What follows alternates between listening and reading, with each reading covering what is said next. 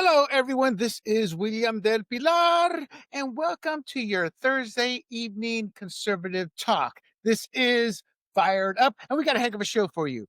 Did you know that an individual from the October 7th Hamas massacre that happened over there in Israel, if some of you don't remember the date, was living here in Louisiana? What does that say about our vetting process that we're actually allowing terrorists to live here freely? Speaks volumes. We're also going to talk about my favorite topic that I have documented here from day one, and that is more election integrity issues. Is the media, the mainstream media? I'm not talking Town Hall. I'm not talking Breitbart. I'm not talking Megyn Kelly, Shapiro, Tucker Carlson. I'm talking CBS, CNN. Are they pushing back and calling Democrats out? That's only one half of the story we're going to get into. The other half is the progressive side went ballistic just because a reporter chose to counter with the truth. They didn't like that. And we've got some other stories on tap. But before we get to that, do not forget to bookmark grumblingsmedia.com. Follow us on YouTube, Rumble, Apple, Spotify, y Pandora under the handle Grumblings Media. Quick note on that. We're going through some internal changes here at Grumblings Media, and our team that puts all this stuff on Apple, Spotify, and Pandora, they were about a couple weeks behind in getting that turned over. So you can catch us for sure on YouTube and Rumble. And that's video. You can see my beautiful mug as it stands. Anyway, and with that, let me bring my main man, the G-Man. Hey, it's still me. You're looking pretty sharp there. Got the nice shirt. So to let you guys know, I was like, hey, G, you got to talk. That's you. Look at with the beard. You look completely different. You actually look kind of playboyish. It's funny when it. No comment. Appreciate the compliment, though. Let's get right on. Geez, a married man with kids. Let's get right on into it. The Louisiana resident is charged for his alleged role in the Hamas October attacks. He's obviously a Louisiana man. He faces U.S. federal charges for allegedly participating in this attack on Israel. Gee, how did a person allegedly linked to a major terrorist attack bypass U.S. immigration checks, and how was he able to settle in Louisiana? 2 words: President Biden and her husband as well. They basically removed all immigration checks and all that. So there was almost obviously zero vetting, because this guy must be put on a list somewhere, as opposed to the 9/11 hijackers who, were known, but they didn't really have any prior history with the country. So this guy obviously had some ties to the attack, because his phone pinged. I know you're going to bring that up, but the phone pinged, and he wasn't supposed to be in that area, but the phone pinged right around where the massacre happens. It was President Biden saying, we don't need to do background checks on people coming in. Let them all come in. Let them all come in. Right. That's what happened. Right. They branded President Trump a racist for, remember, his first term, for wanting to start vetting these individuals. And I got to tell you, America, I'm not an immigrant per se. Neither is my dad, even though we have all the check boxes. But my dad's Puerto Rican, came from literally a third world country. As that comedian said, we're a landfill over there. Technically, Puerto Rico has a landfill problem. But that said, also from Panama, which is very cosmopolitan. And when you hear that term cosmopolitan, talking about these types of countries, what they mean is very Americanized, very modernized. But I can tell you this: there's a lot of danger. There's a lot of not Noriega, Torrijos. Omar Torrijos showed the United States of America, when they were going back and forth back in the 40s and up through the 50s. I'm going to say through the 60s, rather, in the 60s, how easy it is to create a terrorist scenario. Because one time he called the base up, had one of his minions call the base up and tell the Americans, think there's a bomb here. Sure enough, there was. So to have these individuals to be able to come into this country, as G said, unvetted, because of Democrat policies. And I'm not going to lie here. When it's both sides, G and I will bring that up. Hey, it's both sides. But this is literally a Democrat talking point to have open borders. The damage this individual could have done had he looked towards this country. And this individual's name was Mahmoudine Yaqub Muwadi. He's 33. He's armed himself. He was joining the paramilitary faction, collaborating with Hamas during that attack that killed, obviously, approximately 2,000 people and saw over 250 hostages taken. Now, the FBI says that Mutadi, is it Mutadi or Mufadi? Muadi. I may have misspelled it here. Acted as an operative for the National Resistance Brigade, and they are organized armed fighters meant to infiltrate Israel. And he requested rifles, bulletproof vests, and ammunition. And as G pointed out, his mobile device was tracked near the Kibbutz Kfar Aza site, and that's the site of a massacre just hours after the assault began. So, G, obviously Trump has closed the border, but two questions here. What threefold actually? What message does this send to Americans about the reality of national security threats? But more importantly, this story kind of went under the radar. No major media outlets reported on it. So not only are they playing ideological politics with the news, they are truly wishing death upon us by not informing us of what happened here. They are putting ideology before giving us national security type news. Your thoughts on that? Well, what message does it send? One, why was he here? I mean, did all of a sudden after October 7th, he decided, you know what? I like the whole democracy and freedom of speech thing. Let's go to a country that's majority Christian. Let's do that. Like, no, he was here for a reason. And it wasn't to get a job at the local Popeyes, Louisiana Popeyes chicken restaurant or wherever he was working. I don't know exactly what the restaurant was, but he wasn't here just to get a minimum wage fast food job. He was here for a reason. So here's the other question. Who else is here and why are they here as well? Exactly. I hope to God nothing happens, but it sounds like the FBI, CIA, they're both on it, and they're going to round up people that slipped through the cracks in the last 4 years.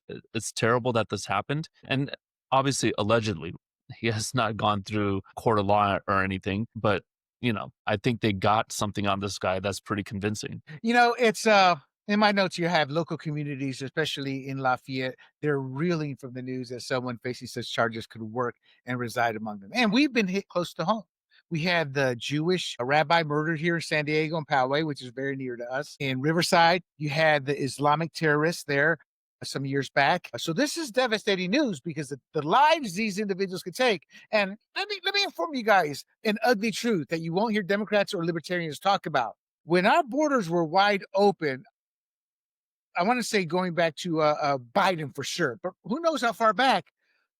Part of the strategy for the bad actors, when I was a kid, bad actor was Russia, but today's bad actors, China, Iran, Hezbollah, those type, Iran-backed factions. They saw the open borders. We talk sex trade, we talk drugs, but what we don't talk about is the potential for high-risk terrorism to be brought across the borders. And the fact that you're not vetting the borders at that time meant that this was any bad actor's dream. And I think Trump's going to stop it. Now, law enforcement and policymakers are going to be facing increasing pressure to tighten the background checks and close loopholes around visa and residency. I mean, that's what Trump ran on. But heaven help us if something happens, G. Do you think what Trump is doing, we know what he's doing is good, but do you think it's going to continue? I mean, what I'm saying over the next 2 to 3 administrations, especially if a Democrat-led presidency comes into play? Yeah, I mean, as you were talking about it, I was thinking what led us to this position in the first place under Biden, right?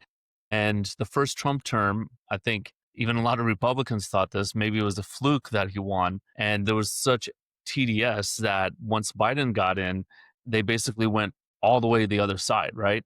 Just Right. with the whole transgender stuff, open the borders, let anyone come in, America's your oyster, telling the whole world that. I have to wonder this time. We know a Democrat will become president again eventually. We don't know when. What are they going to take the lesson from Trump being reelected, saying that those policies failed, or is their TDS going to basically they're going to double down on it and throw everything wide open again? I don't know the answer to that question. The way Democrats are talking right now, and I'm talking about the leadership, they are saying that illegal immigration is okay. ICE is this equivalent as a Gestapo. And I mean, you just go on down the line. Their approval rating is in the tank because Americans are saying, we don't like what you're saying. It's just anti-Trump, and Americans are not agreeing with that. So I think the salvation of the Democrat Party will be, I hate to say it, a guy like Bill Clinton who says, hey, look, Reagan had a point, and he wins his party over to be more conservative. It's going to take an Obama type cult figure. or in his day, a Clinton type cult figure to say that to begin any change. Because right now, the reason you can't say that is because the Republican Party has no voice. So look, before I close this out, based on what G said, I'm sorry, I said Republican Party. The Democrat Party has no voice. There is no leadership. Everybody says AOC, Mamdani, that's a face. That's what Republicans are painting as a We face. can only dream. Yeah, but that's what Republicans are painting as a face for political purposes because we gain from that. Because the truth of the matter is, nationwide, that ideology is only bound to large urban areas, Chicago, New York City, San Francisco, places like that. So they don't have a leader right now. So there's nobody to go, this is wrong. We got to stop this right now. And that's why you're seeing the disgusting takes like on Halloween on the Charlie Kirk Masters or the No King's Day on the Charlie Kirk. And I bring that up to make the point. If the Democrats had a serious leader who go, no, you don't do that, that would resonate. You don't think when Obama said something that did not resonate, especially with Black Americans, but literally all Democrats, it resonated and they followed through. So until they get a leader, let's pray that this is a one and done. But statistically, that's probably not the case. And the truth of the matter is this story is a wake-up call for Americans. It's plain and simple. Look, if a guy involved in a terror attack could slide right into a small town here, we've got serious gaps in our policies. We kind of knew that.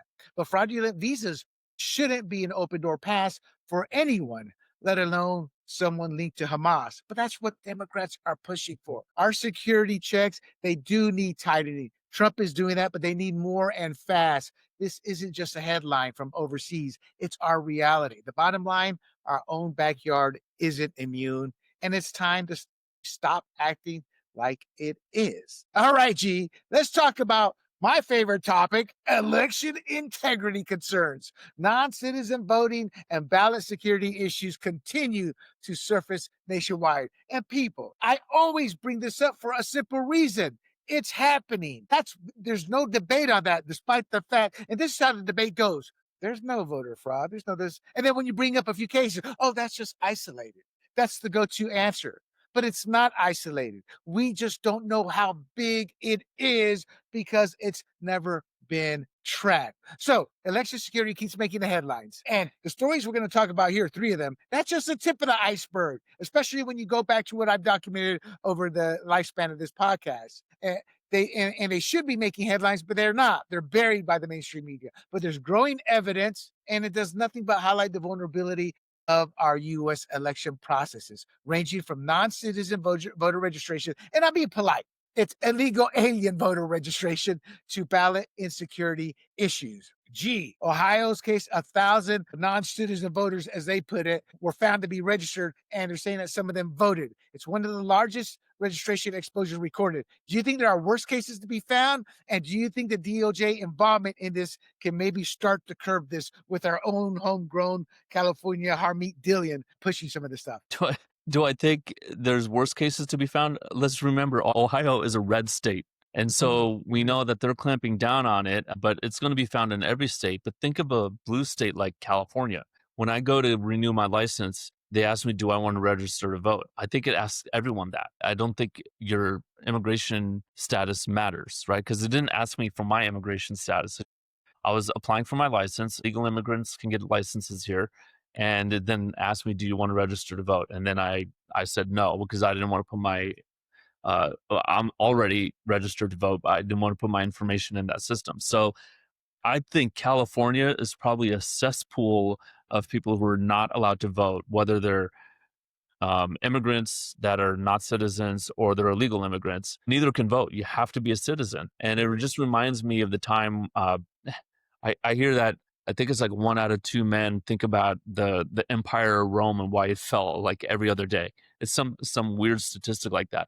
But when you go back to the Roman Empire, one of the emperors, I think in the early 300s or late 200s, decided, hey, let's let everyone who's part of this empire become a citizen.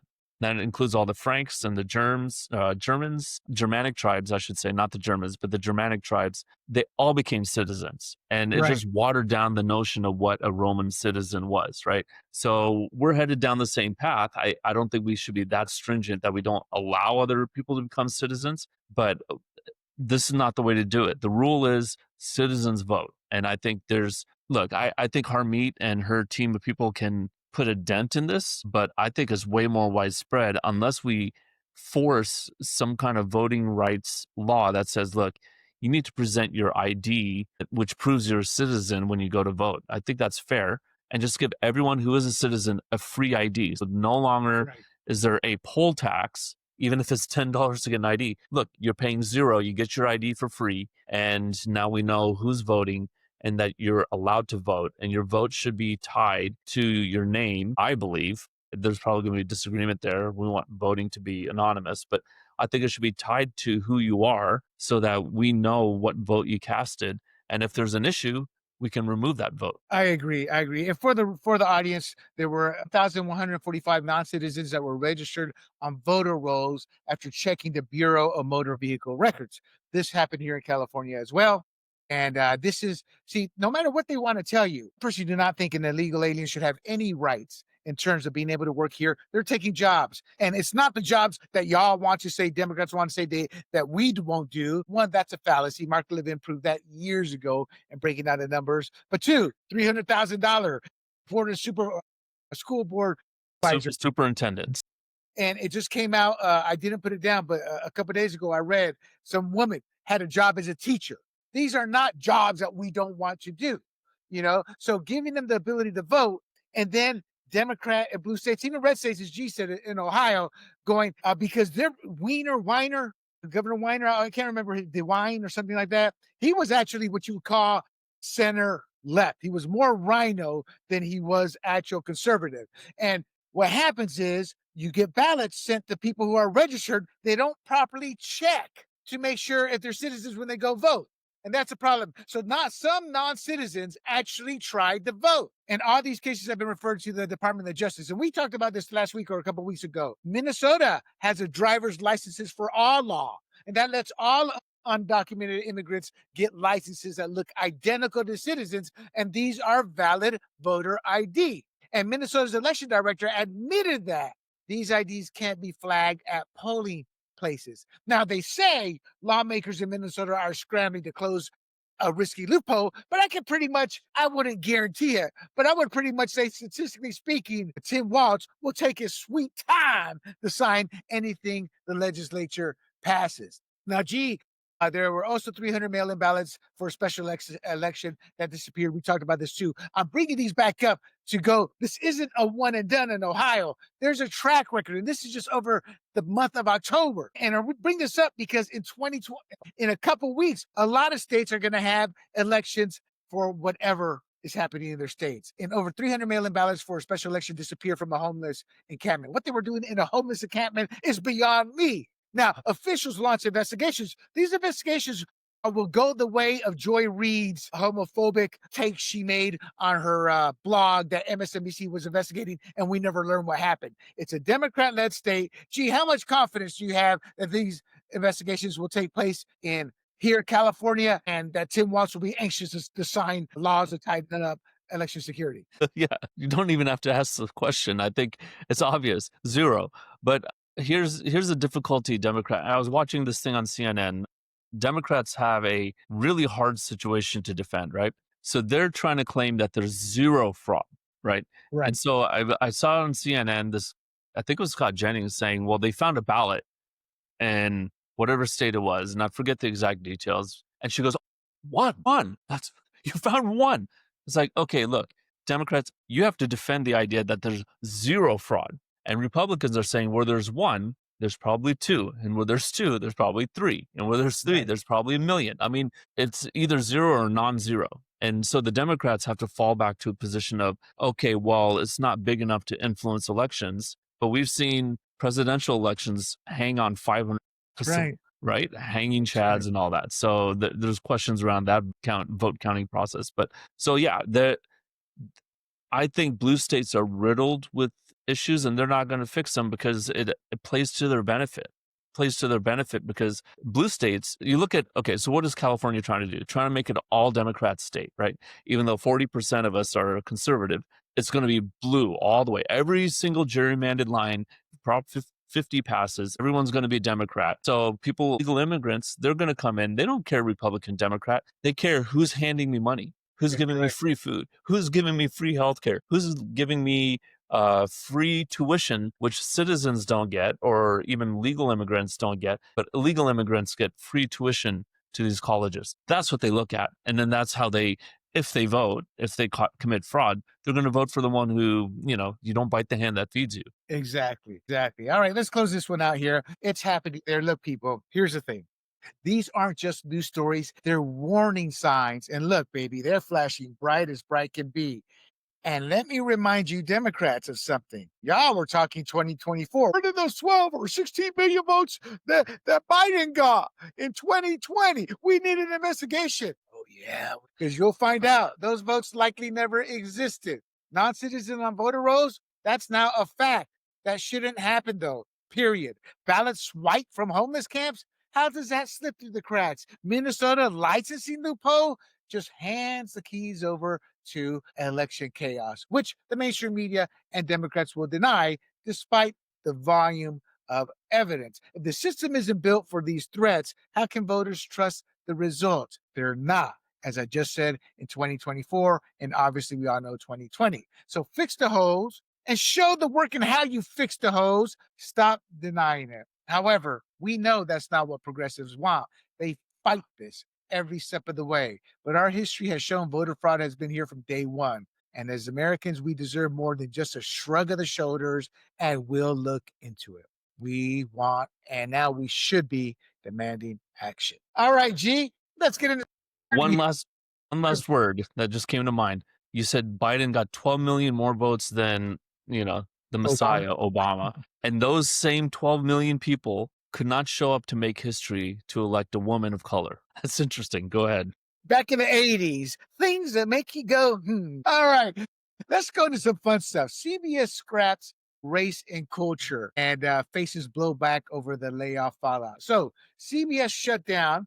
We talked about this last week. Barry Weiss was hired. She's what you call a center left individual. She's not conservative. Don't go thinking that. I'm sick and tired of people saying she's conservative, and she's 1000% pro-Jewish, which is supposedly one reason. That doesn't bother me. You can't fault. I always tell people be proud of your heritage. But the fact that she's not conservative and people think she is does bother me. But regardless, she was brought in there to begin cleaning up.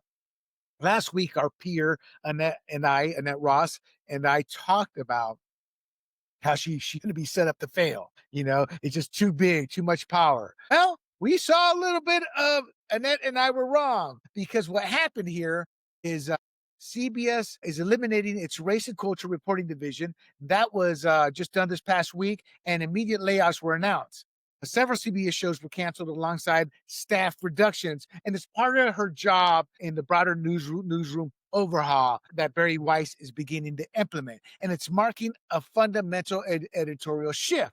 Now, the move reflects a growing trend of legacy media organizations streamlining operations and reassessing specialized teams. So, is dismantling DEI-focused divisions like race and culture, is that a practical newsroom reset, or is it a step back from true progress on bias and inclusion?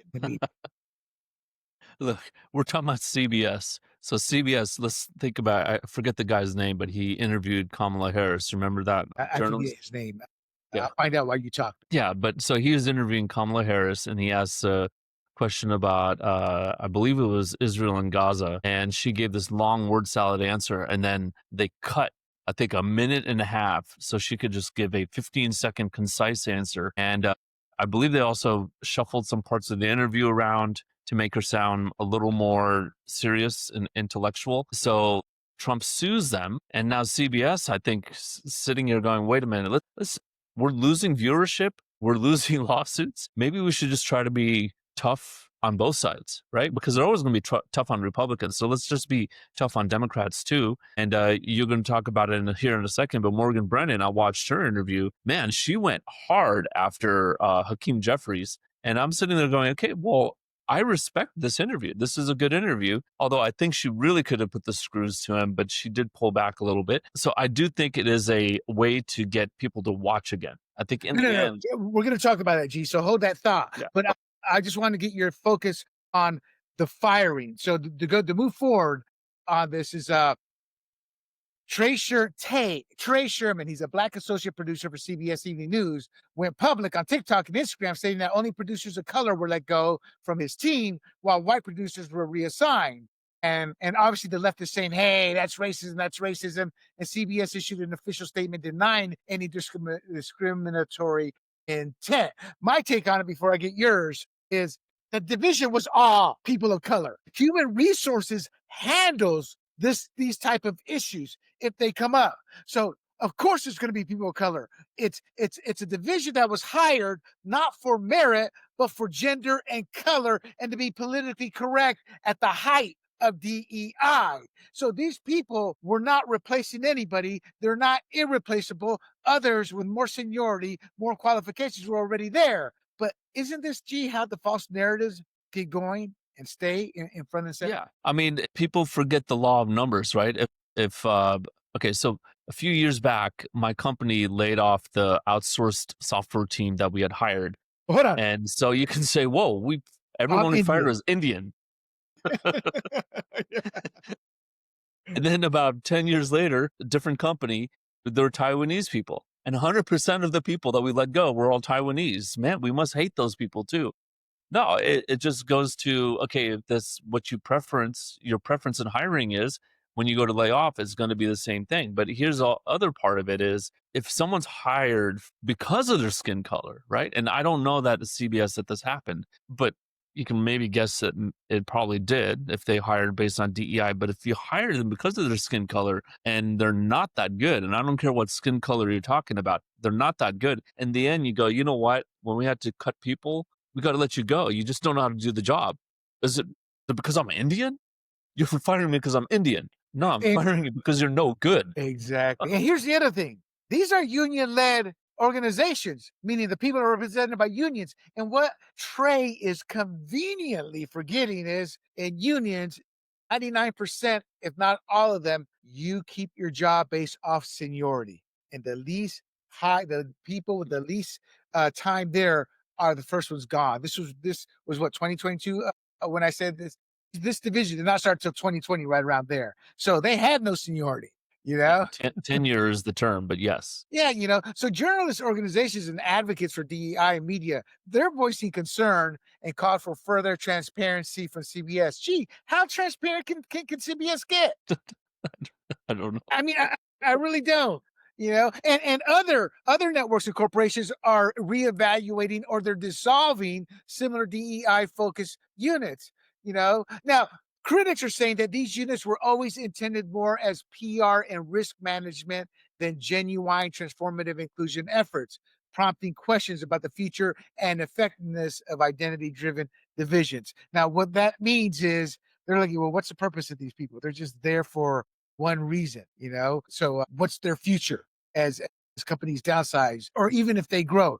They need their money to be put to better uses. So, for example, on CBS, Paramount Plus is not making money. They gave Taylor Sheridan hundreds of millions of dollars, and he's keeping subscribers there, but they're not growing their subscriber base at Paramount like they want. This is money that could be used to go there. Oh, William, it's only a few $1,000,000. Are you kidding me? That's the common answer. It's only this, it's only that. Money matters. That's a few extra hires here or there. That's more money to put marketing. That's a lot of things that you can do. Why? Because they're not paying one person a few million. They can literally form out a lot of work with a few $1,000,000. Your final thoughts before I close it out, G? No, I mean, again, if you just think about what a CBS is, it's mostly a left-wing organization. And, they say when Democrats have hard times, I'm talking about the leadership, they eat their own. And this is what's happening there is they're sitting there going, well, we got to cut. We got to cut. And who we got to cut? We got to cut people who can't perform. And apparently it's disproportionately people of color, or at least the claim is that that's the case. So, they say when you trade on margin in the stock market, it doubles or triples your losses or your earnings when the stock market goes up, but does the same thing and wipes you out really quickly on the way down. So this is I view it very similar to that. Exactly. So let's get real, people. These layoffs hit the quote race and culture unquote division hardest. So naturally, people of color were most affected. That division was built for DEI optics. We have nothing against these individuals. In fact, we root for every individual. Look at he's Indian, I'm Latino. Okay, I don't look it, I admit it. But our point is, our whole families have been built around what is termed and deemed the minority. We want the best for everybody, but we don't agree with DEI. And even worse, when people get hired just for the optics of DEI. That's largely based on identity, not merit. And when corporations set up these units, it's about quieting outrage and checking boxes. It's not about work that HR couldn't already do. So now, with media companies moving on, of course, these jobs are first on the chopping block. It was inevitable. If hiring for skin color is considered racist, then seeing those same hires go isn't suddenly scandalous. It's the fallout from a system set up for appearances. And now CBS is facing the music after being bought out. So the truth of the matter, G, is I do wish these people the best. And I hope they can learn from this. And what hurts me, because I have friends who are Black, I grew up in the South, we moved here. And I've not recently, but over the years, I don't know if they hired me because I'm Black and they're trying to fill a quota. That's got to be one of the most devastating things you can face when you're a hardworking individual and you want to be recognized for merit, not a quota. So that's why I hope this goes away, because everybody deserves the opportunity to live their dream in America through hard work and merit. And people, I'll tell you this, my head got so big it wouldn't fit on this screen. When I built and sold my small business, because I had lived the American dream, and I was so proud of that. It's a joyous feeling you get, and I wish that for everybody. All right, G, now let's have some fun. Media pushback. Is it really? I don't know. We're going to talk about it. We're going to find out. CBS and CNN challenge progressive narratives. So major media outlets, okay, I'm lying, CNN and CBS, just two of them, but they seem to be pushing back against some prominent progressive figures, holding them accountable and challenging misleading or partisan claims on the air. Gee, let's actually start with a video here. This one is of Margaret Brennan interviewing Hakeem Jeffries. Let me know if you can hear it. Ask you about something you said. You said Democrats, there are no election deniers on our side of the aisle. You said that back in January. But recently, you've been using the term rigged elections in reference to the upcoming midterms. Democrats were appalled when President Trump used language like that. How do you justify using that now? Doesn't that undermine faith for voters you need to show up? No.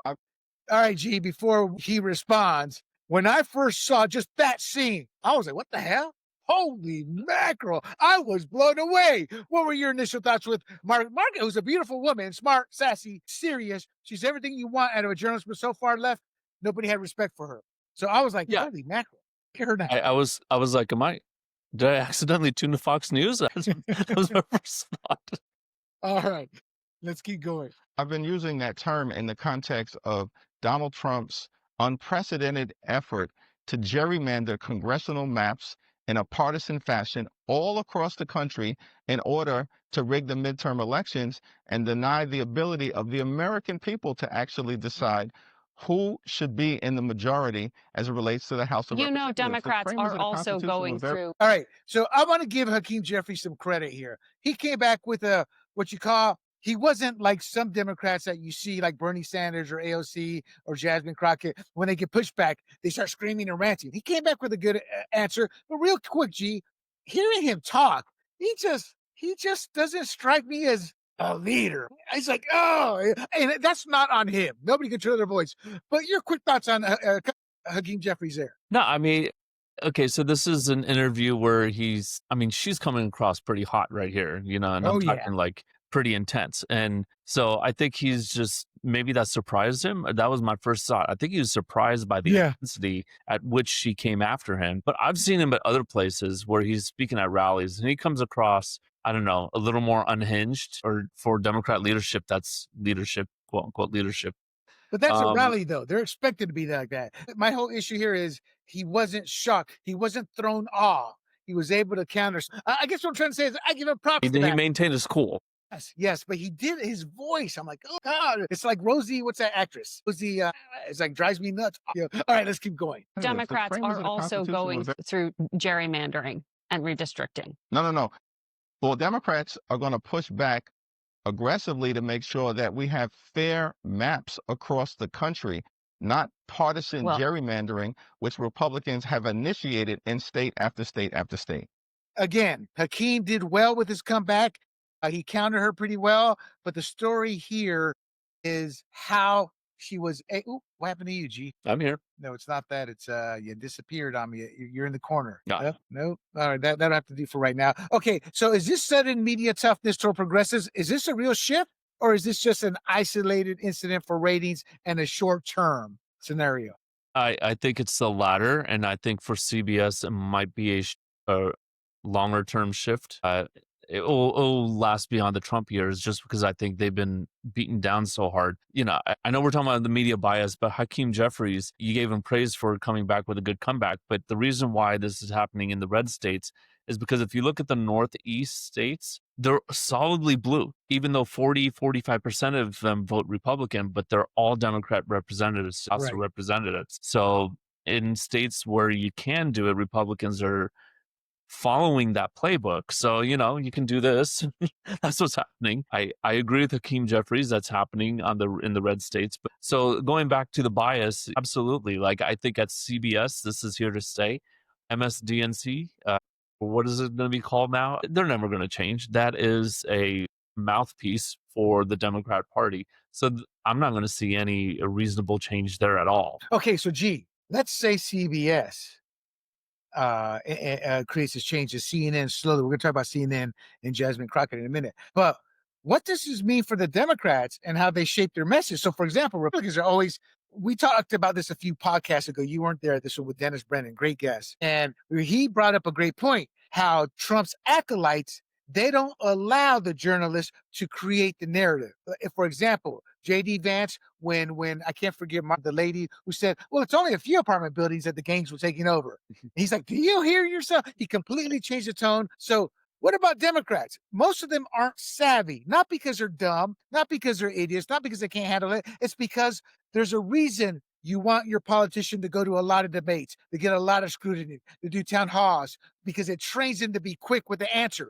Democrats don't have that going for them. So how's this going to affect their messaging if CBS, which is one of their biggest allies, and even CNN to an extent, start to push back? Yeah, I mean, it's going to sharpen them. They've got to come back with better answers. And this is where I thought Margaret Brennan could have been, I mean, basically what I just did, right? I said, well, the Northeast is solidly blue, and the Democrats have been gerrymandering those districts for decades. She could have asked that question, and I think she should have, but she pushed back hard enough, but not to the intensity I would have liked. But it will sharpen their message. They'll say, oh, that's a good point. Let's think of a better answer to that. Because look, these Sunday shows, I mean, what is it, like 5% of the population watches it? You're talking 95% don't.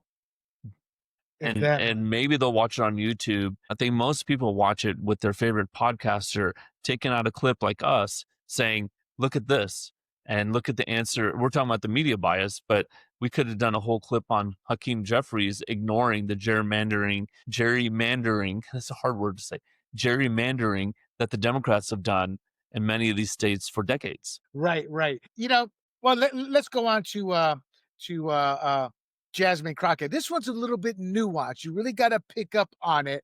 And this one here is with Caitlin Collins, who used to work at the Daily Caller, a conservative. When she was young, she was on Fox News at times, young, and then she sold out. She saw the big check. Everybody, doesn't matter who we are, G, we all have that line in the sand, And who knows where it's at for anybody. Everybody's line is different. But I think she saw those big CNN dollars and crossed that line. But anyway, this is Caitlin Collins with Jasmine Crockett. Give me a thumbs up if you hear it. Do you believe this will be the week that Congress comes to an agreement here? I have no idea. I mean, you started off talking about the fact that the president is in Japan. The president. Okay, I'm sorry, G. I had to stop it there. What do you know? Give me I'll take this for $1,000, Alex William. What's the first thing you noticed about Jasmine Crockett? Okay, I mean, I don't think she's dressed like a congresswoman. I don't know, but to me, she looks beautiful there. I'll be honest. She looks like she's a beautiful woman there. But my point is, I just expect eloquent. I just expect like suit coats or something like that, right? A pantsuit or whatever. And she's talking eloquently. When she gets into a black audience or at a rally, and she was brought up in upper income, proper schools. That's how she normally talks. But and it's not just because she's black. Hillary did it, Biden did it, Obama's done it, and we all saw Kamala in her 6 dialects on the campaign trail eloquently. I didn't understand what you meant there, And that's the reason I bring that up is people don't let politicians play you. Just because you're black doesn't mean they're going to relate or give you what you want because you're black. A black man or black woman will sell out a black person as quickly as a white man or white woman will sell out a white person as a Latino. Well, I've been burnt by Latinos. So anybody will sell anybody out. So it's just interesting for you to know and understand how politicians work. All right, let's get back to it. President has time to do everything but what he needs is in Japan. The president has time to do everything but what he needs to focus on. In fact, we heard the press secretary say that his main priority is the ballroom that no one asked for, the ballroom that requires him to destroy historic pieces of the White House. And so it doesn't seem like he's interested.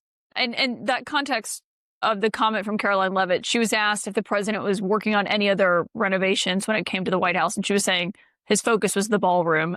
But to your okay, so what she said, see, you had to kind of listen to it to catch what she was saying. So what Jasmine Crockett was doing was putting the complete blame on Trump. That's his biggest priority is the ballroom, blah, blah, blah, and blaming him for everything. He's not even here. He's in Japan. And Caitlin Collins came back and said, no, she was asked, what are his other priorities that he's working on? And she said the ballroom is a priority for him, meaning on top of all the other things they're doing. So, gee, that is truly unexpected. Let's take it from a different tack. We've been talking about the big picture. What about from these individuals, from Caitlin Collins and Margaret Brennan?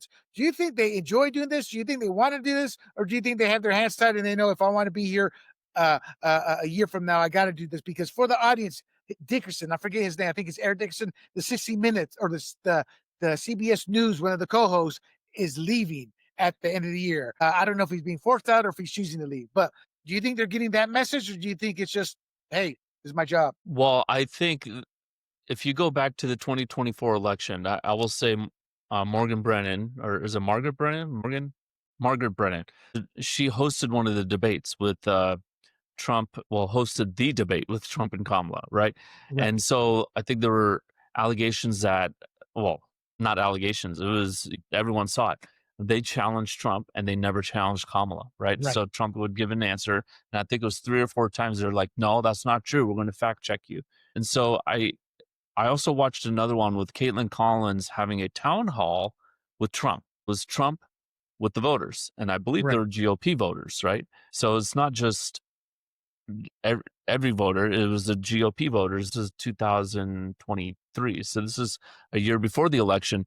And she was so vicious on Trump. She kept going after him, challenging everything he said, interrupting him. It was bizarre. So I bring up those 2 examples because now they saw that none of that worked. None of their, I'm gonna claim that they were trying to be activists, right? Maybe it's their viewpoint, they're trying to push it, being hard on Trump to get Kamala to win the election. I'm going to say that they probably saw that didn't work. And, in the end, your credibility is on the line. And you have to go back to just go, okay, I need to be a good journalist. I need to be tough on both sides. I need to be seen tough. And I think now you're seeing that they're acting that way. Now, Caitlin Collins, I've seen some other clips in the past few weeks where she has challenged Democrats. So good for her. I think that's good. I just think she needs to drop the whole, I'm going to interrupt you, not let you finish act. Ask the tough questions, but be respectful of both sides. You mean like I do to you? Shut up, G, I'm talking. So, G, but hold on, though. Will legacy outlets like CBS and CNN, will they stick to this? Is this their new, let's throw CNN aside right now.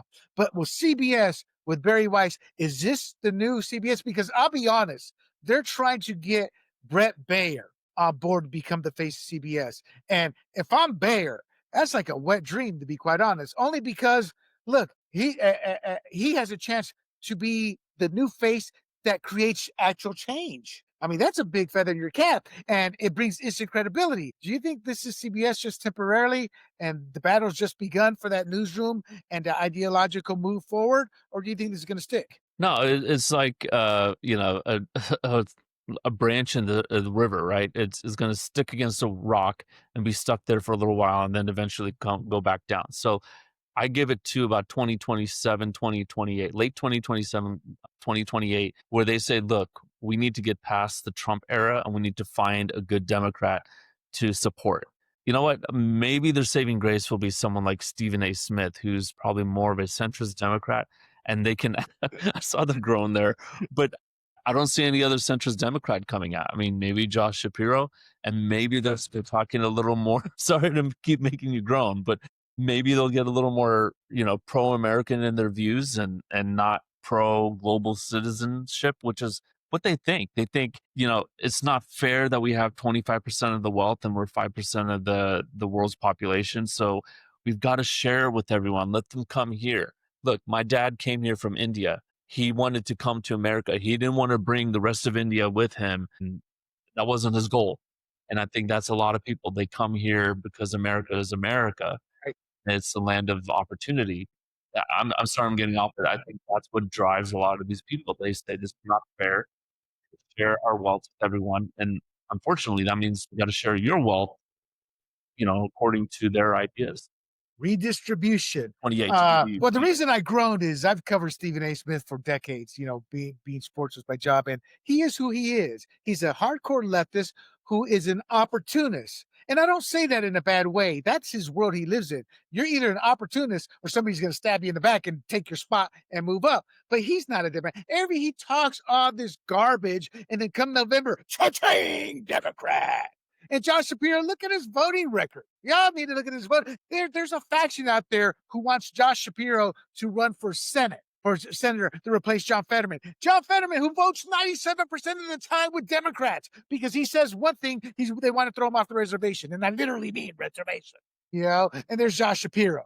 Josh Shapiro, he who tried to sit there and play his attacker as a conservative a few weeks ago, a month or so ago, when he's actually a leftist who attacked him because he was Jew. Josh Shapiro, who's probably going to run for senator because he's going to realize they won't let me vie for the presidential ticket because I'm Jewish, because of the Palestinian movement growing and the Muslim movement growing in the Democrat Party. I'm not being a bigot here. I'm just telling you the movements that we've seen. Mamdani, for example. So look, we saw Brennan go full throttle, as G said. She was grilling Jeffries, and folks are now asking, is CBS getting real or just switching the target? I don't know. But then you got Jasmine Crockett tossing out that barroom story. It was viral. It was catchy.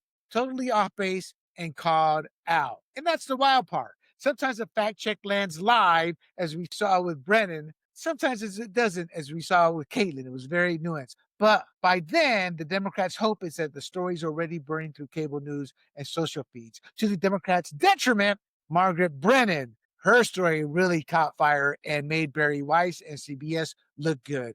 And my final comment, and G, I'm going to ask you a final comment before I close this topic out, is Democrats had a meltdown. They melted down because Margaret Brennan asked legitimate questions. Think about that. They're angry and accusing her of being a far-right player simply for asking a legitimate question. But the bottom line, it's hard to trust what you see with these two outlets. Everyone's spinning, everyone's shouting, and the truth is fighting for airtime. Gee, real quick before we close the show out, your thought on the fact that the media was melting down because they were angry that Margaret Brennan asked him tough questions. That's what it boiled down to. I mean, tough questions, yes, but really they were just challenging his narrative, right? So I don't even view them as tough questions. It's just like, well, look, you're spinning, and let me counterspin. And I think before she had Scott Bessent on, and afterwards she had Lindsey Graham on. So, and she does that to them all the time. So I think there's this coddling that maybe a lot of Democrat leadership politicians are not used to. I've just been watching this show, YouTube. It's from 2018 about the Clinton affair. It's called the Clinton affair. And, the party, quote unquote, the party of hashtag Me Too and believe the women all the time and all that. When all these women are coming out against Bill Clinton, they're just calling them floozies and redneck hicks. And look at Monica Lewinsky. Like she's not taken seriously, and it's almost 30 years later, and it's because of the media trying to protect Bill Clinton. Their narrative and their angle is always to protect their party, right? And Right. I think it's like 96% of the staffers at CBS, ABC, CNN, and I think 100% at MSNBC, they're Democrats. Right. They vote that way. They donate that way. So I think in the end, yeah, they're just not used to it. And it's like, well, look at how Fox News might treat a Democrat. That's what the other networks do to our Yeah, side. but Democrats are treated well at Fox News. That's what burns me up. They are. It's like Challenger. Remember the Brett Baer interview with Kamala a year ago? And Yeah. she was like, "How dare you question me?" And then you could see her demeanor, just her eyes got a little more like beady and like, And it's "How dare happening. you question me?" It's happening. Kamala Harris was just questioned by an Englishwoman. I say Englishwoman because I assume she's probably overseas or somewhere. And she goes, the presenter, the interviewer asked her about, hey, Biden's frailty and all that. He didn't give you much time to run. And then she asked a question specifically on Biden. She went out for 30 seconds on Trump, and the interviewer came back. It's like that's like a huge jump. You didn't answer my question. Here's the question. So maybe this pushback is happening over and over. And that's our show, folks. But before we go, make sure you hit like or thumbs up and share this podcast. We need you to support us that way. And then bookmark grumblingsmedia.com. Follow us on YouTube, Rumble, Apple, Spotify, Pandora under the handle Grumblings Media for more. Until next week, I'm William Del Pilar for the Jee-Man, and this has been Fired Up. Stay safe, and we are out. Hey everybody, this is Big John from Grumblings Media, and I just want to say thank you for watching our content. If you want to support our efforts here at Grumblings Media, just smash the subscribe button right here, totally free, or just go ahead and consume more of our great content. Click either one of these two boxes.